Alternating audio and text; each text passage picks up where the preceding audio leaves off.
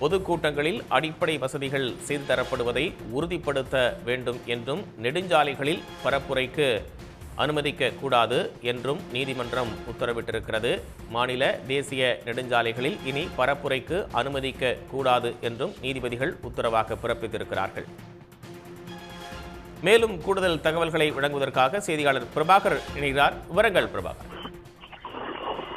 கரூரில் தாவேகா மாநாட்டில் ஏற்பட்ட இந்த கூட்ட நெரிசலில் 41 பேர் பலியான சம்பவம் தொடர்பாக தொடரப்பட்ட வழக்குகள் இன்றைய தினம் சென்னை உயர்நீதிமன்ற மதுரை கிளையில் விசாரணைக்கு எடுத்துக் கொள்ளப்பட்டு விசாரிக்கப்பட்டு வருகின்றது. நீதிபதிகள் அமர்வில் இந்த விசாரணை என்பது நடைபெற்று வருகின்றது. இதில் பல்வேறு அறிவுறுத்தல்களை தொடர்ச்சியாக நீதிபதிகள் கொடுத்து வருகின்றார்கள். கூட்டத்தில் மக்களுக்கு குடிநீர் வழங்கப்பட்டதா என்ற ஒரு கேள்வியை நீதிபதிகள் எழுப்பியிருக்கின்றார்கள். அதே போல மாநில மற்றும் தேசிய நெடுஞ்சாலைகளில் இந்த பொதுக்கூட்டங்கள் இந்த பிரச்சாரங்களை நடத்துவதற்கு கூடாது என்ற ஒரு அறிவுறுத்தல்களை வழங்கி வருகின்றார்கள். தொடர்ச்சியாக வழக்கு விசாரணை என்பது நடைபெற்று வருகின்றது. அதே வேளையில் இந்த கூட்ட நெரிசலில் 41 பேர் பலியான சம்பவத்தை அடுத்து இது போன்ற கட்சியினுடைய பொதுக்கூட்ட விவகாரங்களில் ஒரு சிறப்பான ஒரு வழிகாட்டுதல் நெறிமுறைகளை வழங்கக்கூடி தொடரப்பட்ட வழக்கும் ஏற்கனவே விசாரணைக்கு எடுத்துக் கொள்ளப்பட்டிருக்கிறது. இந்த வழக்கு சென்னை உயர்நீதிமன்றத்திலும் இன்று விடுமுறை கால அமர்வில் பட்டியலிடப்பட்டுள்ளதால் அது தொடர்பான இதன் உத்தரவுகள் பிறப்பித்தால் அதுக்கு எளிதாக இருக்கும் என்று அதனை நீதிபதி குறிப்பிட்டிருக்கின்றார். மாநில தேசிய மற்றும் நெடுஞ்சாலைகளில் இந்த அனுமதி மாவட்ட நிர்வாகம் அனுமதி வழங்கக்கூடாது என்ற அந்த ஒரு அறிவுறுத்தல்களை வழங்கியிருக்கிறார்கள். ஏற்கனவே பொதுக்கூட்டங்கள் நடத்த உரிய வழிகாட்டுதல்களை பிறப்பிக்க கூடிய வழக்குகள் சென்னை உயர்நீதிமன்றத்தில் நிலுவையில் இருப்பதால் அவற்றில் இந்த மனுக்களையும் சேர்க்கக்கூடிய இடையீட்டு மனுக்களை தாக்கல் செய்யலாம் என்று மனுதாரருக்கு நீதிபதிகள் அறிவுறுத்தி இருக்கின்றார்கள். எந்த கட்சிக்கு மாநில தேசிய நெடுஞ்சாலைகளில் கூட்டம் நடத்த அனுமதி இல்லை என்றும் முறையாக குடிநீர் வழங்க வேண்டும் என்றும் நீதிபதிகள் உத்தரவு பிறப்பித்திருக்கின்றார்கள். அனைத்தையும் விட மக்களின் நலனே முக்கியம் என்ற ஒரு அறிவுறுத்தல்களையும் நீதிபதிகள் வழங்கியிருக்கின்றார்கள். அனைத்து வழக்குகளையும் தனித்தனியாக விசாரிப்பதாகவும் நீதிபதிகள் கூறியிருக்கிறார்கள். தேர்தல் ஆணையத்துடைய பங்கு என்பது தாவேகா தொடர்பான இந்த விவகாரத்தில் தேர்தல் ஆணையத்துக்கு எந்த பங்கும் இல்லை என்று தேர்தல் ஆணையம் தரப்பும் இதில் வாதத்தை முன்வைத்திருக்கின்றது. தொடர்ச்சியாக வழக்கு விசாரணை என்பது சென்னை உயர்நீதிமன்ற மதுரை கிளையில் நீதிபதிகள் அமர்வில் தற்பொழுது விசாரணைக்கு எடுத்துக் கொள்ளப்பட்டு விசாரிக்கப்பட்டு வருகின்றது. வழக்கை சிபிஐக்கு மாற்ற வேண்டும் அப்படின்னு ஒரு மனு தாக்கல் செய்யப்பட்டது. அதுல என்னென்ன கேள்விகளை எல்லாம் முன்வைத்திருந்தார்கள்? ஏன் சிபிஐக்கு வழக்கை மாற்ற வேண்டும் அப்படின்னு மனுதாரர் தரப்புல வாதங்கள் முன்வைக்கப்பட்டது? நிச்சயமாக இந்த விவகாரத்தில் ஏற்கனவே சிபிஐ வழக்கு கோரி சென்னை உயர்நீதிமன்றத்தில் கூட ஒரு வழக்கு என்பது தாக்கல் செய்யப்பட்டிருந்தது. பாஜக சார்ந்து இந்த வழக்கு என்பது தாக்கல் செய்யப்பட்ட வழக்கில் ஏற்கனவே மதுரை உயர்நீதிமன்றத்தில் இது ஏற்கனவே வழக்குகள் விசாரணை நடைபெற்று வருவதால் அந்த அமர்வில் நாட நீதிபதி அறிவுறுத்தல்களை கொடுத்திருக்கிறார். தற்பொழுது மற்றொரு வழக்கும் சிபிஐ கேட்டு தொடரப்பட்ட வழக்கில் தற்பொழுது நீதிபதிகள் பல்வேறு தகவலை கேட்டு வருகின்றார்கள். ஏற்கனவே சம்பவம் நடந்து ஒரு வாரம் தான் ஆகிறது. சிபிஐ கேட்டு மனதாரர் வழக்கில் இந்த தாக்கல் செய்யப்பட்டிருக்கக்கூடிய இந்த வழக்கு என்பது விசாரணை என்பது ஆரம்ப கட்டத்தில் உள்ளது. ஏற்கனவே சம்பவம் நடந்து ஒரு வாரம் தான் ஆகிறது என்பதை நீதிபதிகள் கேட்டிருக்கின்றார்கள். இந்நிலையில் நீதிமன்றத்தை அரசியல் களமாக்காதீர்கள் என்று நீதிபதிகள் ஒரு கடுமையான ஒரு வார்த்தையை பிரயோகித்திருக்கிறார்கள். ஏற்கனவே இது தொடர்பாக தனி நீதிபதி கொண்ட இந்த விசாரணை அமைப்பு என்பது ஏற்படுத்தப்பட்டிருக்கின்றது. அதனுடைய விசாரணை என்பது ஒருபுறம் நடந்து கொண்டிருக்கக்கூடிய நிலையில் அரசியல் களமாக நீதிமன்றத்தை நீங்கள் பயன்படுத்த வேண்டாம் என்று நீதிபதிகள் கூறியிருப்பது ஒரு மிக முக்கியமானதாக பார்க்கப்படுகிறது. நீதிமன்ற அதாவது மாநில அரசும் சரி, அதே போல முதலமைச்சர் தலைமையில் இந்த கூட்டத்தில் எடுக்கப்பட்ட முடிவின்படி சென்னை உயர்நீதிமன்றத்துடைய ஓய்வு பெற்ற நீதிபதி தலைமையில் விசாரணை என்பது நடைபெற்று வருகிறது. சம்பவம் நடந்து ஒரு வாரத்திற்குள்ளாகவே சிபிஐக்கு இந்த வழக்கை மாற்றக்கோரி வைக்கப்பட்டதன் காரணம் என்ன என்பதை நீதிபதிகள் கேட்டறிந்து வருகின்றார்கள். ஏற்கனவே விசாரணை நடைபெற்று வரக்கூடிய நிலையில் நீதிமன்றத்தை அரசியல் களமாக்க வேண்டாம் என்று கூறியிருக்கின்றார்கள். மனுதாரர் என்பவர் பாதிக்கப்பட்டவரா? அப்படி வழக்கு தாக்கல் செய்திருந்தால் உத்தரவிடலாம். விசாரணையில் திருப்தி இல்லை என்றால் தான் விசாரணையை மாற்றக் கோரலாம். இனிஷியல் ஸ்டேஜிலே இந்த விசாரணையை எப்படி மாற்ற முடியும் என்று நீதிபதிகள் கேட்டிருக்கின்றார்கள். வழக்கு ஏற்கனவே மாவட்ட காவல்துறையால் விசாரிக்கப்பட்டு வருகின்றது. தனி ஓய்வு பெற்ற நீதிபதியும் இதற்கு நியமிக்கப்பட்டு வழக்கு விசாரணை நடைபெற்று வரக்கூடிய நிலையில் தொடக்கத்திலேயே இதை மாற்றுவதற்கான காரணம் என்ன?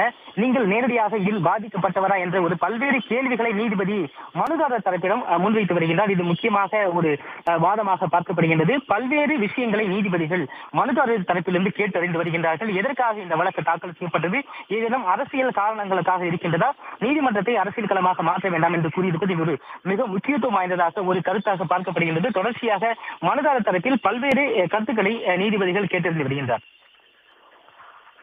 வழக்கினுடைய விசாரணை என்பது ஆரம்ப கட்டத்தில் இருக்கும்போது எதற்கு சிபிஐ விசாரணை அப்படின்னு நீதிமன்றம் கேள்வியை முன்வைத்திருக்கிறது.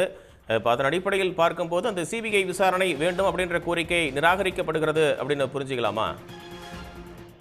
நிச்சயமாக. ஏனென்றால் இது சென்னை உயர்நீதிமன்றத்துடைய மதுரை கிளையில் விடுமுறை கால அமர்வில் ஒரு அவசர வழக்காகவே தாக்கல் செய்யப்பட்டு விசாரிக்கப்பட்டு வருகின்றது. ஏற்கனவே உயர்நீதிமன்றத்துடைய ஓய்வு பெற்ற நீதிபதி தலைமையில் இந்த விசாரணை ஆணையம் என்பது அமைக்கப்பட்டு அவர்கள் நேரடியாக களத்திற்கு சென்று விசாரணை என்பது நடத்தி வருகின்றார்கள். பல்வேறு தகவல்களை திரட்டி வருகின்றார்கள். நேரடியாக ஒவ்வொரு நாளும் புதிதாக வீடியோக்கள் வெளியாகி வருகின்றன. அதனுடைய காட்சிகள் பார்ப்பதற்கு ஒரு மனதை உழுக்கக்கூடிய வகையில் இருக்கின்றன. எனவே தொடர்ச்சியாக காவல்துறை விசாரணை என்பது நடைபெற்று வருகிறது. ஒரு வார காலத்திற்குள்ளாக இந்த சிபிஐக்கு இந்த வழக்கை மாற்ற வேண்டும் என்று நீங்கள் வைத்ததற்கான காரணம் என்ன என்று நீதிபதிகள் கேட்டிருக்கின்றார்கள். ஒரு வழக்கு விசாரிக்கப்படும் பொழுது அது விசாரிக்கக்கூடிய வழி மற்றும் விசாரணையில் கிடைக்கப்படக்கூடிய ஆதாரங்கள், அதே போல விசாரணையுடைய இறுதிக்கட்டம் ஆகியவற்றை முன்வைத்து மட்டுமே இந்த விசாரணை அமைப்பு மீது நம்பிக்கை இல்லை, மற்றொரு விசாரணை அமைப்பு வேண்டும் என்று கோரிக்கை வைப்பதற்கான ஒரு நியாயமான ஒரு முகாந்திரம் உள்ளது.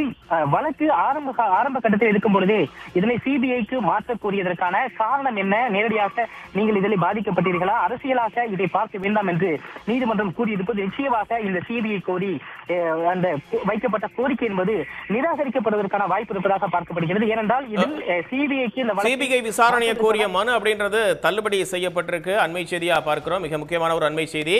இந்த வழக்கை சிபிஐக்கு மாற்ற வேண்டும் என்று கோரி மனு தாக்கல் செய்யப்பட்டிருந்த நிலையில் அந்த விசாரணை கோரிய மனு என்பது தள்ளுபடி செய்யப்பட்டிருக்கு. நீங்க தொடரலாம் பிரபாகரன்.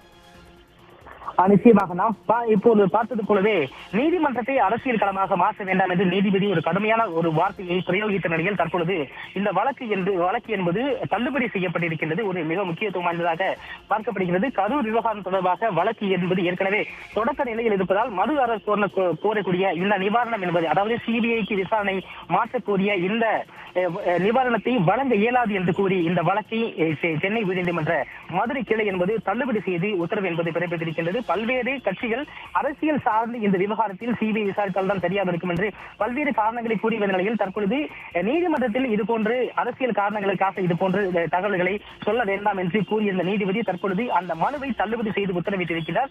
இது இந்த வழக்கில் ஒரு முக்கியத்துவம் வாய்ந்ததாக பார்க்கப்படுகின்றது. மற்றொரு புறம் அந்த தனி நீதிபதியுடைய விசாரணை ஆணையமும் சரியாக சென்று கொண்டிருக்கின்றது. தொடக்க நிலையிலே இது கேட்பதற்கு முகாந்திரம் கிடையாது. எனவே இதனை மனுதாரர் கேட்கக்கூடிய அந்த நிவாரணம் என்பது சிபிஐக்கு இந்த வழக்கை மாற்றக்கூடியது. இதற்கு நிவாரணத்தை உடனடியாக வழங்க இயலாது என்று அந்த கோரிக்கையை முற்றிலுமாக நிராகரித்திருக்கின்றார். எனவே இது சார்ந்து தொடரக்கூடிய அனைத்து வழக்குகளும் இது முகாந்திரம் இல்லாததாகவே மாறிவிடும். ஏனென்றால் சென்னை உயர்நீதிமன்றத்துடைய மதுரை கிளை வழங்கியிருக்கிறது. சிபிஐ கோரி பல்வேறு வழக்குகளில் அந்த கோரிக்கைகளில் இணைக்கப்பட்டிருப்பதால் சிபிஐ விசாரணை கோரக்கூடிய அனைத்து வழக்குகளும் இதனுடன் இணைக்கப்பட்டிருக்கக்கூடிய வழக்குகள் முழுமையாக தள்ளுபடிக்கு செய்யப்படுவதற்கான வாய்ப்பு இருப்பதாக பார்க்கப்படுகிறது. ஏன் இதுல சிபிஐ விசாரணை தேவை அப்படின்னு மனுதாரர் தரப்புல வாதங்கள் முன்வைக்கப்பட்டது? அந்த வாதங்களை அடிக்கோடிட்டு சொல்ல முடியுமா பிரபாகரன்?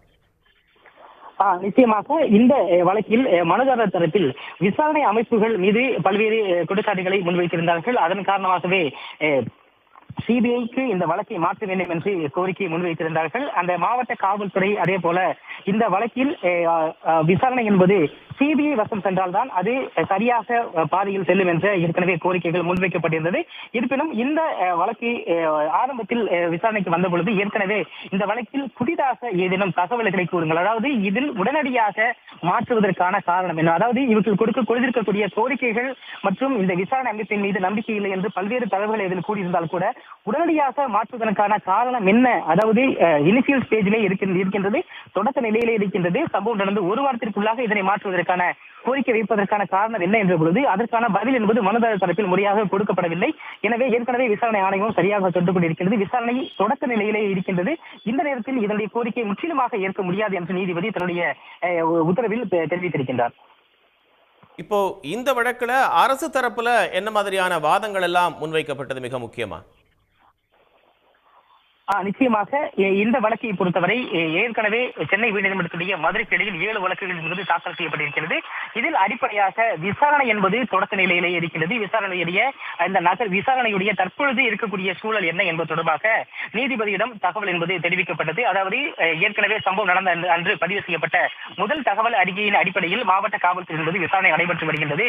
அதே போல இந்த சம்பவத்திற்கு யார் காரணம் என்பதை அரசு தரப்பிலிருந்து ஒரு விசாரணை ஆணையம் அமைக்கப்பட்டு அதனுடைய விசாரணை என்பது சென்று நடைபெற்றுக் கொண்டிருக்கின்றது. அதனுடைய நிலை என்னவாக இருக்கிறது என்பது தொடர்பாக பல்வேறு தரவுகள் என்பது நீதிபதி முன்பாக முன்வைக்கப்பட்டிருந்தது. அதே போல விசாரணையில் தொடக்க கட்டத்திலேயே இருக்கும் பொழுது ஏற்கனவே இதில் கைது செய்யப்பட்டவர்களுக்கு ஏற்கனவே ஜாமீன் கோரியிருக்கின்றார்கள்.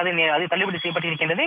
மற்ற வழக்குகள் தொடர்ச்சியாக இதில் சம்பந்தப்பட்டவர்கள் யார் யார் என்பதை விசாரணை அமைப்புகள் தொடர்ச்சியாக இரவும் பகலுமாக அதில் பணியாற்றிக் கொண்டிருக்கக்கூடிய இந்த வேளையில் இதனுடைய மாற்றுவது என்பது இதனுடைய விசாரணை அமைப்பையே மாற்றுவது என்பது சரியானதாக இருக்காது என்று ஒரு வாதத்தை முன்வைத்திருந்தார். அதே போல அங்கு நடைபெற்றிருக்கக்கூடிய குற்றச்சாட்டுகள் அங்கிருக்கக்கூடிய ஆதாரங்களையும் நீதிபதி முன்பாக மூத்த வழக்கறிஞர் என்ஆர் இளங்கோ முன்வைத்திருந்தார். இந்த வழக்கின் விசாரணையின் பொழுதுதான் நீதிபதி தொடக்க கட்டத்திலேயே இது மனதாரர் கோரியக்கூடிய சிபிஐ விசாரணை அமைப்பிற்கு மாற்ற வேண்டும் என்ற கோரிக்கை என்பது சரியானது உகந்ததாக இருக்க முடியாது. மேலும் இது அரசியல் காரணங்களுக்காகவும் இது வழக்கு தொடரப்பட்டிருப்பதாக நீதிபதி பார்த்து அரசியலாக இதை மாற்ற வேண்டாம் என்ற ஒரு வார்த்தையை முன்வைத்து இந்த வழக்கை தள்ளுபடி செய்திருக்கிறார்.